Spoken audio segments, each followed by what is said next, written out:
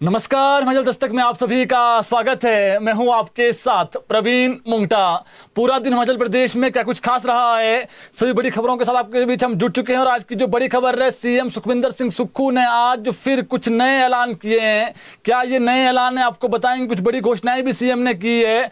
और सीएम सुखविंदर सिंह सुक्खू ने आज कांगड़ा विधानसभा क्षेत्र को करोड़ों की सौगात दी है। और एक बड़ी बात भी कही उन्होंने वहां पर कि भले ही जो अपने विधायक जिताए, उन्होंने जो है वो अपना जो पाला है वो पलट दिया, लेकिन फिर भी कांगड़ा विधानसभा क्षेत्र में जो विकास कार्य है उसमें कमी नहीं आने दी जाएगी। और कांगड़ा विधानसभा क्षेत्र, या यूं कहिए कि कांगड़ा में जो है वो सीएम सुक्खू रात भी बिताएंगे, एक रात भी बिताएंगे। सीएम सुक्खू ने ये बड़ी बात कही है।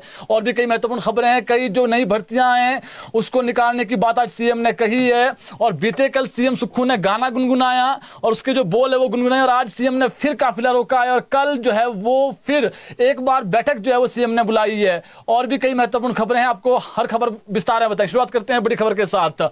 मुख्यमंत्री सुखविंदर सिंह सुक्खू ने आज कांगड़ा विधानसभा क्षेत्र में 88.68 करोड़ रुपए की लागत से बनने वाली 4 प्रमुख परियोजनाओं का शिलान्यास किया है।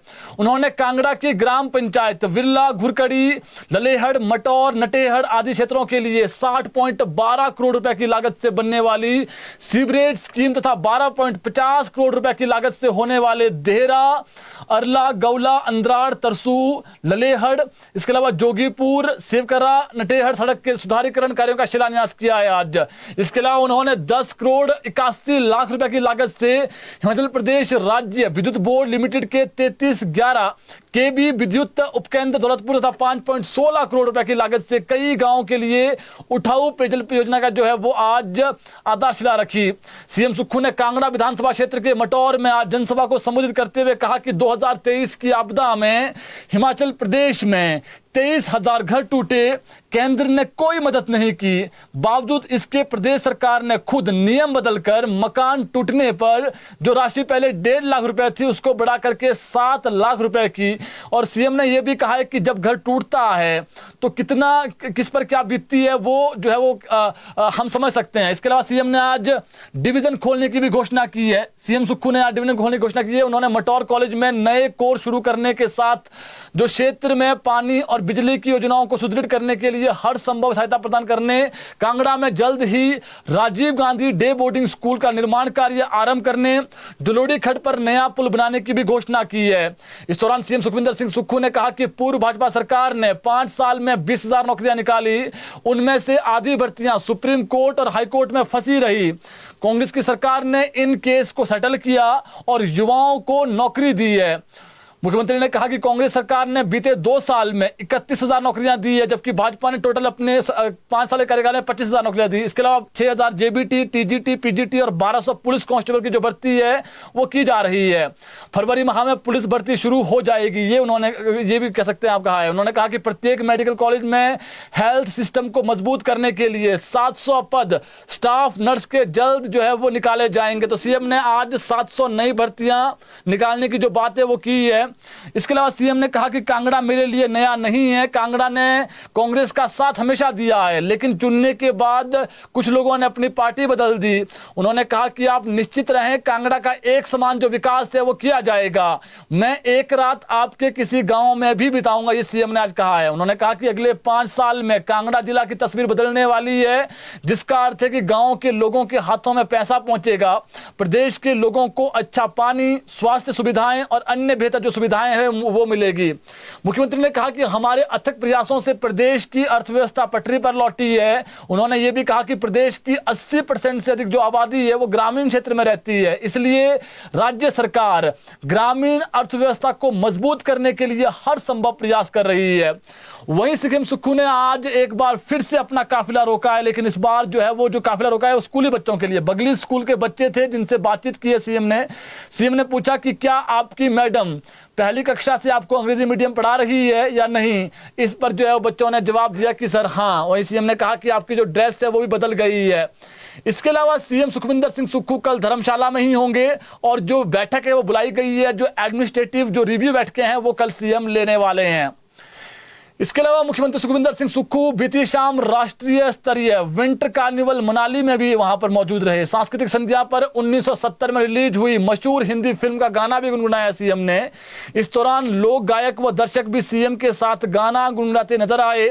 सीएम ने मंच पर गायक के साथ 1970 में आई राज कपूर की सुपरहिट हिंदी फिल्म मेरा नाम जोकर के जो गाना है जीना यहाँ मरना यहाँ इसके सिवा जाना कहाँ के जो बोल हैं वो गुनगुनाया है। सीएम ने गाने के जी चाहे जब हमको आवाज दो हम वही है हम वही थे हम वही है हम थे जहां अपने यही जो है वो दोनों जहां हमारा यही जो है वो दोनों जहां, ये जो गाने हैं वो गाना है वो सीएम ने वहां पर गुनगुनाया है। इसके अलावा तीसरी खबर, प्रदेश में लाखों उपभोक्ताओं को अगले माह बढ़ी हुई दरों के साथ बिजली का बिल आएगा। बड़ी खबर है, कुछ लोगों को थोड़ा इससे झटका लग सकता है, लेकिन प्रदेश सरकार ने जो फैसला है वो किसानों के हित में लिया है। प्रदेश सरकार ने दुग्ध और पर्यावरण उपकर की अधिसूचना जो है वो जारी कर दी है। दोनों उपकरों के लगने से हिमाचल सरकार को 200 करोड़ रुपए की अतिरिक्त जो आय है वो इससे होने वाली है, जिसे पर्यावरण संरक्षण और किसानों से दुग्ध खरीद के लिए प्रयोग होने वाले पैसों पर खर्च किया जाएगा।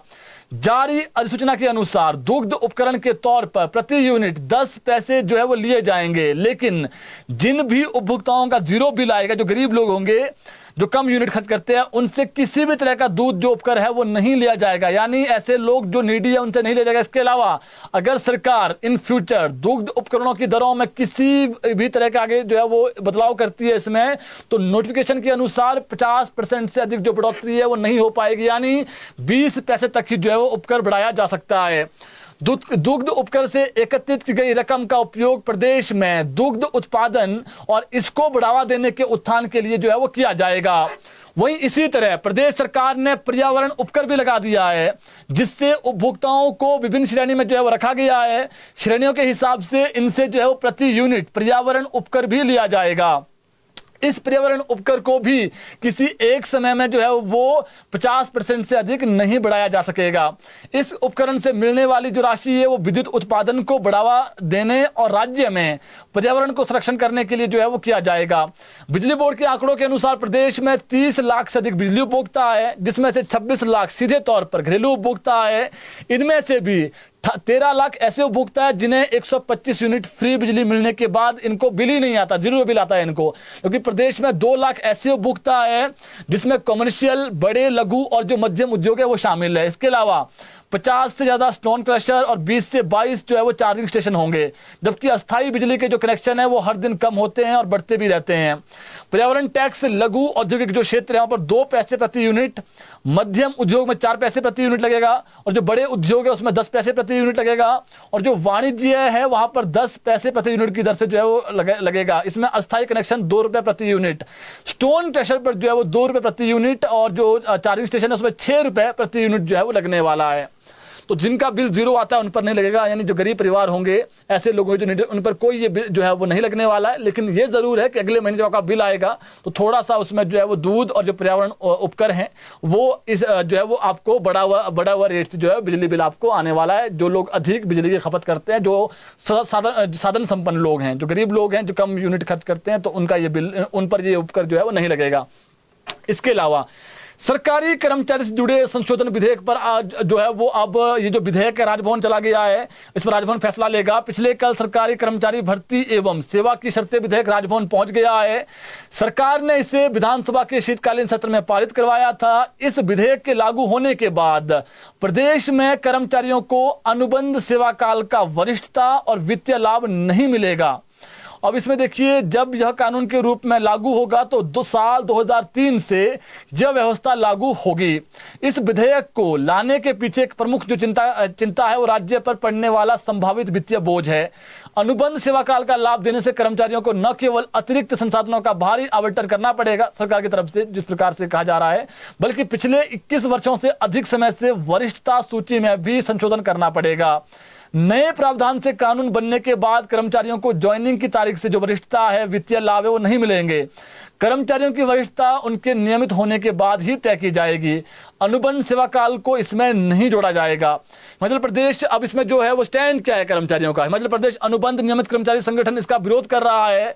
कर्मचारियों ने मांग की है कि सरकार को इस बिल पर फिर से सोचना चाहिए। हालांकि फिलहाल कर्मचारी इस बिल की अधिसूचना का इंतजार कर रहे हैं कि क्या यह पिछली डेट से लागू होता है या फिर अधिसूचना की बाद से लागू होता है। उसके बाद जब अधिसूचना हो जाएगी फिर बिल पर जो है वो आगे कानूनी लड़ाई लड़नी है, वो कर्मचारी विचार करेंगे। तो कर्मचारी का स्टैंड क्लियर है कि सरकार इस पर पुनर्विचार करें। और कर्मचारी ये भी कह रहे हैं कि जब कोई बिल आता है उसको कोई भी सरकार पिछली डेट से लागू नहीं करती है, सरकार 2003 से अगर इसको लागू करती है तो ये कर्मचारी विरोधी फैसला है। ये कर्मचारियों का कहना है, जो इनका एक संगठन बना हुआ है, इनका ये कहना है अगर कोई बिल आप बना भी रहे हैं तो आप अगली डेट से बनाइए, जो आप नई भर्ती करेंगे उसमें आप इसको लागू कीजिए। जो पुराने कर्मचारी लगे हुए हैं मध्य प्रदेश अनुबंध नियमित कर्मचारी जो संगठन है, उनका यह कहना है कि इसको 2003 से लागू नहीं किया जाना चाहिए। और हमने जो लड़ाई जीती है, जो लड़ी है, वो हमारा जो है वो कानूनी अधिकार, कोर्ट के फैसले आए हैं, इसलिए सरकार को इसको अमली जमा पहनाना चाहिए। ये इनकी मांग। अब देखना पड़ेगा, जब अभी तो फिलहाल राजभवन गया हुआ है, राजभवन में भी काफी दिन लगेंगे, राज्यपाल उसको देखेंगे, उसके बाद उसमें कुछ हो सकता है क्वेरी लग जाए। अगर क्वेरी नहीं भी लगती है तो फिर ये वापसी आएगा सरकार के पास, सरकार इसमें जो है वो आगे फिर अधिसूचना निकालेगी। थोड़ा सा प्रोसेस है अब इसमें। अब जो कर्मचारी वो इंतजार कर रहे हैं कि क्या जो है वो नोटिफिकेशन निकलती है, उसके बाद जो कानूनी प्रक्रिया है वो भी कर्मचारी आगे उसमें बढ़ सकते हैं। इसके अलावा लेक्चरर इतिहास स्कूल न्यू का रिजल्ट 7 महीने से लटका हुआ है और अभ्यर्थियों ने आज मांग की है कि ये जो रिजल्ट है वो जल्द जारी किया जाना चाहिए। लोक सेवा आयोग से उन्होंने जल्द रिजल्ट निकालने की मांग की है। अभ्यर्थियों ने कहा कि हमारे बाद जब हमारी परीक्षाएं हुई थी उसके बाद कई जो है वो परीक्षाएं हुई है, उनके रिजल्ट सबके आ गए, हमारा रिजल्ट नहीं आया है। इसलिए उन्होंने मांग की कि जो मध्य प्रदेश लोक सेवा आयोग है वो जल्द से जल्द जो रिजल्ट हैं वो जारी करें, ताकि जिस प्रकार से काफी लंबे 7 महीने हो गए हैं तो उन्हें जो है वो नियुक्तियां मिल सके। तो ये इनकी मांगे, इनका दर्द है, जो ये इन्होंने आज जो है वो ये कहा कि सर ये काफी लंबे समय से प्रोसेस में है और अभी तक रिजल्ट नहीं आया है। कईयों के निकल के जो हमारे बाद 2-3 एग्जाम हुए थे वो उनका रिजल्ट आ गया, हमारा रिजल्ट नहीं आया हुआ है। तो सरकार इसको देखें। तो इसके बाद दूसरी खबर, शिमला जिला के ठियोग में हुए जल वितरण घोटाले के दोषियों के खिलाफ जल्द मामला दर्ज करने और पंचायतों में पानी की कमी को लेकर आज महापंचायत आयोजित की गई। क्षेत्र की विभिन्न पंचायतों के लोगों ने समस्या के समाधान की मांग को लेकर विश्राम गृह से लेकर एसडीएम कार्यालय तक का जुलूस निकाला। मोर्चा ने एसडीएम ठियोग को ज्ञापन भी सौंपा और महापंचायत में मोर्चा ने विश्राम गृह प्रांगण में जो पंचायत हुई उसमें विभिन्न राजनीतिक दलों के जो नेता है वहां पर शिरकत की। उन्होंने सरकार से दोषी अधिकारियों और जो अन्य लोग हैं उनके विरुद्ध जल्द जो है वो मामला दर्ज करने की भी मांग की है। तो जो एक घोटाला आया है जी, पानी घोटाला, इसमें काफी जो अधिकारी है उनको सस्पेंड भी किया गया है और जांच चली हुई है। सरकार ने इस पर डिसीजन लेना है, जांच रिपोर्ट जो है सरकार के पास पहुंच गई है। लेकिन वहां पर जो स्थानीय लोग हैं वो कह रहे हैं कि पानी की किल्लत अभी भी है। अब जिन्होंने ये करना था उन्होंने कर दिया है, उनको उन पर एफआईआर करें जल्द से जल्द, लेकिन जो वहां पर पानी की किल्लत है उसको भी दूर किया जाए। ये स्थानीय जो वहां पर पंचायत प्रधान है, जो पंचायत प्रतिनिधि है, जो स्थानीय लोग हैं वहां पर इकट्ठे हुए थे आज, उन्होंने जुलूस निकाला और एक जो ज्ञापन पत्र है वो जो मांग पत्र है वो भी एसडीएम को सौंपा है। इसके अलावा बात करें दूसरी खबर, हिमाचल प्रदेश के कुल्लू जिला में एक दर्दनाक सड़क हादसे में एक युवक की दर्दनाक मौत हुई है। निरमंड विकास खंड के थाना ब्रौ क्षेत्र के सांवरी ढाक में यह हादसा हुआ है। यह हादसा तब हुआ जब 2 युवक क्रिकेट मैच देखने जा रहे थे। शिकायत में सुरजीत ठाकुर ने बताया कि वह और उनका दोस्त दोपहर करीब 1:30 बजे वहां पर जो है वो थाचुआ से चाटी की ओर जो है पैदल जा रहे थे। इसी दौरान पीछे से आ रहे एक तेज रफ्तार वाहन ने रमेश को टक्कर मार दी। टक्कर इतनी जबरदस्त थी कि वाहन रमेश को लगभग 10 से 12 फीट तक घसीटता हुआ ले गया, जिससे उसे गंभीर चोटें आई। घायल रमेश को तुरंत महात्मा गांधी सेवा चिकित्सा परिसर में ले जाया गया, जहां से उसे खनेरी अस्पताल रेफर किया गया। दुर्भाग्यवश उसकी जो है मौत हो गई है। पुलिस ने अब इस मामले में जो है वो मामला दर्ज कर दिया है कि कौन सी गाड़ी थी, कौन चला रहा था, और छानबीन इसकी की जा रही है। इसके अलावा बात करें गगरेट विधानसभा क्षेत्र के अंतर्गत ब्रह्मपुखर ग्राम पंचायत में पाकिस्तानी गुब्बारा मिलने से पुलिस और खुफिया एजेंसी सतर्क हो गई है। आज सुबह यह गुब्बारा ब्रह्मपुखर भद्रकाली संपर्क मार्ग के किनारे एक खाली खेत में मिला है और मौके पर पहुंची दौलतपुर पुलिस टीम ने इसे अपने कब्जे में ले लिया है। और ब्रह्मपुखर पंचायत के प्रधान व उप प्रधान ने बताया कि सुबह करीब 7 बजे खाली पड़े इस खेत में गाँव के कुछ युवा खेलने के लिए पहुंचे और उन्होंने इस पाकिस्तानी गुब्बारे को देखा। युवाओं ने तुरंत इसकी सूचना जो है पंचायत प्रतिनिधियों को दी और पुलिस को बुलाया गया। वही चौकी प्रभारी एसआई जो वहां पर रविपाल थे और जो एएसआई है कुलभूषण गुलेरिया, उन्होंने बताया कि यह गुब्बारा प्लास्टिक का गुब्बारा था और गुब्बारा सामान्यतः जहाज की आकृति का था और लेकिन इसके पीछे की जो मंशा है वो क्या थी, इसकी जो है वो जांच की जा रही है। और क्षेत्र में पाकिस्तानी गुब्बारा मिलने से जो है वो सनसनी फैली है और आमतौर पर प्रदेश की जो कई हिस्से वहाँ पर गुब्बारे मिलते रहते हैं, लेकिन इस क्षेत्र में ये पहली बार ऐसा हुआ है। और ये जो गुब्बारा है ये जहाजनुमा आकृति का था और पाकिस्तानी इंटरनेशनल एयरलाइंस, अंग्रेजी में SJ और जो है वो कुछ उर्दू में इसमें लिखा हुआ था। इसमें जांच जारी है जी।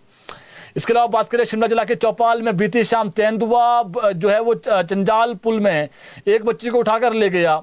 स्थानीय व्यक्ति के बगीचे में मजदूरी का कार्य करने वाले प्रकाश नेपाली अपने परिवार के साथ यहाँ पर डेरे में रहते हैं और इसी दौरान उसकी 5 साल की बेटी जो है अनुषा डेरे से बाहर निकल गई। शाम के समय बच्चे के बाहर निकलते ही झाड़ियों में घात लगाकर बैठा तेंदुआ झपट गया उस पर और जो है वो जैसे झपटा, बाहर हलचल होने पर प्रकाश एवं उसके परिवार ने शोर मचाना शुरू कर दिया। शोर सुनकर तेंदुआ जो है वो घायल बच्चे को छोड़कर जंगल की तरफ भाग गया और तेंदुए के पंजे से जो है वो बच्चे की जान बच गई। पीठ और कंधे पर चोटें आई है और परिजनों द्वारा घायल बच्ची को एम्बुलेंस से जो है निर्वाह अस्पताल पहुंचाया गया, जहां पर उसका उपचार हुआ। उसके बाद जो है वो बच्ची को छुट्टी मिल गई है और लोग कह रहे हैं कि अब जो वन विभाग हैं वो इस तेंदुए को जल्द से जल्द पकड़ें, क्योंकि यहाँ पर ये घटना हुई है, हो सकता है किसी और के साथ ऐसा ना हो। इसके अलावा पैसा डबल करने के चक्कर में बड़ी खबर रहे, आम जनता से जुड़ी हुई खबर है, इस खबर को आप जरूर सुने। बहुत सारे जालसाज इस वक्त जो है वो प्रदेश में हैं और कई जो है वो साइबर फ्रॉड भी प्रदेश में हो रहे हैं। बड़ी खबर रहे, पैसा डबल करने के चक्कर में रामपुर, शिमला के रामपुर में 1 दर्जन लोगों के साथ लगभग 3 करोड़ फंस गए हैं। इन लोगों के गड़बड़साला हुआ है। पैसों को डबल कराने के चक्कर में इन्होंने एक कंपनी जिसका नाम है one touch trading solution company, इसमें इन्होंने अपना पैसा लगाया, जमा किया। इस कंपनी को रामपुर की मधुबाला और निर्मंड के जो है वो रूप राम शुक्ला ये चलाते हैं और इन्होंने अलग अलग लोगों से इस कंपनी में पैसे निवेश करने को कहा। लोगों ने भी पैसा डबल करने के चक्कर में इस कंपनी में अपना निवेश कर दिया।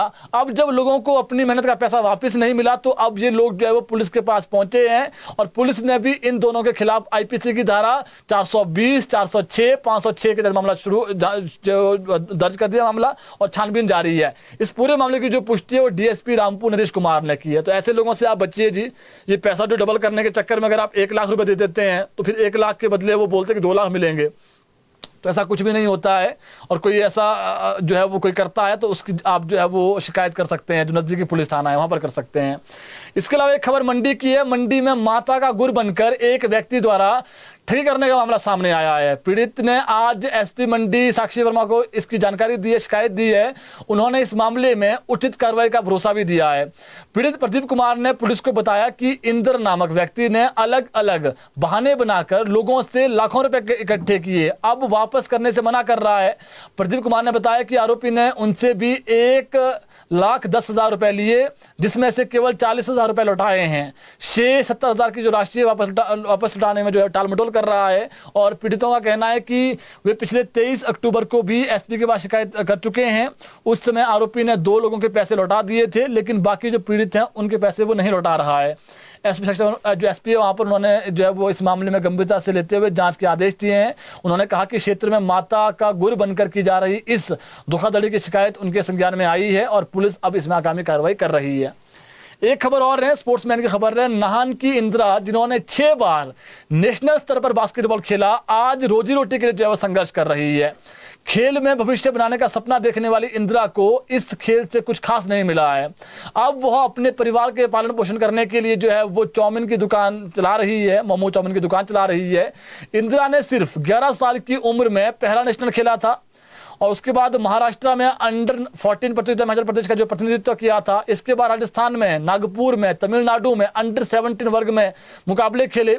सीनियर नेशनल स्तर पर भी भोपाल, केरल और छत्तीसगढ़ में अपनी प्रतिभा दिखाई। इसके अलावा उन्होंने 10 बार राज्य स्तरीय प्रतियोगिताओं में जो है वो भाग लिया है। उन्हें उम्मीद थी कि नेशनल खेलने के बाद सरकार उन्हें जो है वो नौकरी देगी, लेकिन ऐसा कुछ भी नहीं हुआ और खेल के दौरान जो है वो इंदिरा की जो शादी है वो हो गई। आज वो 3 बच्चों की माँ हैं।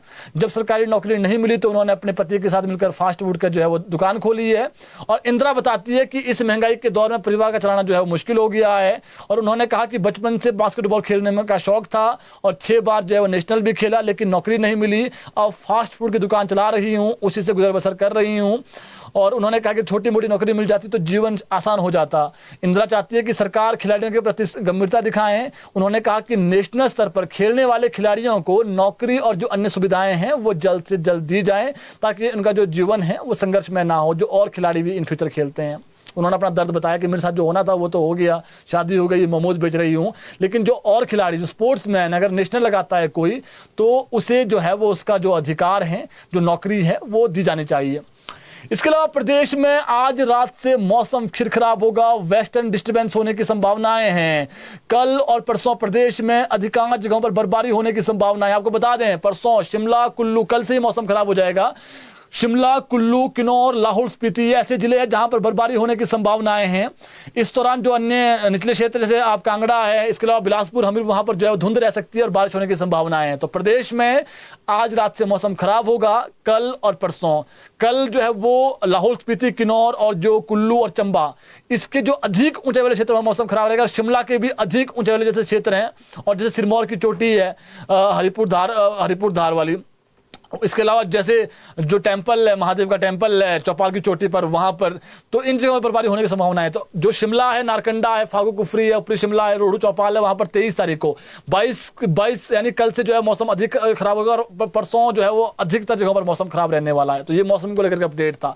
इसके अलावा बता दें आपको, कैबिनेट बैठक सीएम सुखविंदर सिंह सुक्खू ने 24 तारीख को बुलाई है। आपको हमने कल बता दिया था, ठीक 11 बजे जो मिनी सेक्रेटरीट वहां पर कैबिनेट बैठक होनी है। सारे मंत्री, सचिव और जो पूरा कह सकते हैं आप सरकार का जो तंत्र है वो कल ही रवाना हो जाएगा, और कुछ जो लोग हैं वो 23 तारीख को जाएंगे। 24 को कैबिनेट बैठक है, और आपको बता दें उस कैबिनेट बैठक में क्या होने वाला है। सबसे मैं तो हम कल आपको एक बड़ी खबर बताई थी कि जो होम स्टे पॉलिसी है वो उसमें जाने वाली है, और एजेंडे जो है वो कल भी जाए। कल कुछ एजेंडे तैयार हो रहे हैं शिमला में अभी इस वक्त, यानी कह सकते हैं कल परसों 2 दिन है, तो फिर 2 दिन में कुछ और एजेंडे जाएंगे। लेकिन ये तय है जो सीएम ने आज घोषणाएं की, जैसे आज सीएम ने कांगड़ा में घोषणाएं की है कुछ, ये सारी जो घोषणाएं हैं कांगड़ा जिला वाली, ये सारी कैबिनेट बैठक में जाने वाली है। यानी जो सीएम ने जनता के बीच जनसभाओं में, जैसे आज जो है वो मटौर में जनसभा थी, वहां पर घोषणाएं की सीएम ने, और पिछले दिनों जो है वो ज्वाली गए सीएम, फिर जो है वो धर्मशाला में भी थे। इसके अलावा फिर सीएम वहां पर भी गए थे मनाली में। वहां पर जितनी भी घोषणाएं सीएम ने की है वो सभी जो चीजें हैं वो कैबिनेट बैठक में लाई जाएगी। तो ये मान के चले कि अधिकतर जो एजेंडे हैं वो हो गए जो सीएम ने घोषणाएं की है। दूसरा, 25 तारीख को पूर्ण राज्यत्व जो दिवस है ये होने वाला है बैजनाथ में।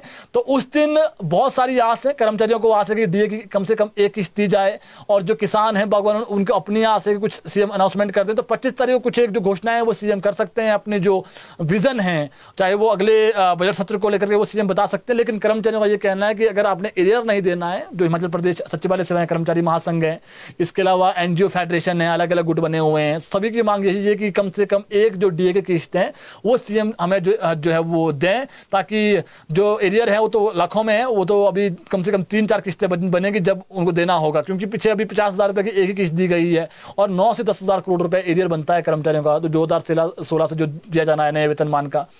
तो ये है जी जो कैबिनेट बैठक है, उसमें एजेंडा हमने बता दिया है आपको। जो सीएम घोषणाएं कर रहे हैं वो हैं 25 को क्या क्या जो है वो हो सकता है कि सीएम घोषणाएं कर दें, कुछ वो है, क्योंकि पता ही है गोपनीय होती है, कोई भी जब सीएम भाषण देते हैं गोपनीय होती चीजें।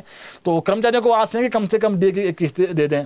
इसके अलावा कल सीएम सुखविंदर सिंह सुक्खू धर्मशाला में ही होंगे, बैठक बुलाई गई है, और जो कल जो है वो सीएम सुखविंदर सिंह सुक्खू जो एडमिनिस्ट्रेशन है कांगड़ा का उनके साथ बैठक करेंगे, और रिव्यू बैठकें होनी है कल कि कैसे जो हमने जो योजनाएं हैं जमीनी स्तर पर कैसे काम हो रहा है, क्या हो रहा है, उसकी कल रिव्यू बैठक होने वाली है। तो ये जो है वो कल धर्मशाला में होगी। सीएम कल धर्मशाला में ही है, जो लोग मिलना चाहते हैं वो सीएम कल धर्मशाला में जनता से भी मिलेंगे। जनता दरबार है वहां पर लगता ही है, और बहुत सारे लोग हैं वो सीएम से मिल भी रहे हैं, और समय पर ही जो है वो निपटारा भी हो रहा है। सीएम ने बड़ी बात कही है कि 700 जो नर्सों की पोस्टें हैं वो बहुत जल्दी आएगी, और जो पुलिस की भर्ती है बता दें आपको ये फरवरी माह में हो जाएगी, सेकंड वीक से प्रोबेबली हो जाएगी।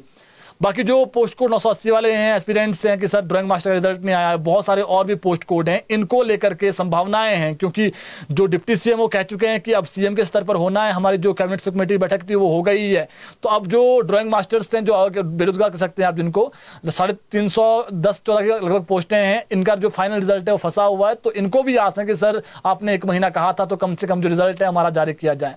तो जो महत्वपूर्ण खबर थी हमने बता दी, आपको इस बुलेटिन को शेयर जरूर करें ताकि और लोगों तक भी अपडेट पहुंच सकें। अभी इतना ही, कल जुड़ेंगे आपके साथ ठीक 6 बजे, नई खबरें लेकर के आएंगे, नई अपडेट आपको देंगे। जुड़े रहें ताज़ा खबरों के लिए हिमाचल दस्तक टीवी के साथ।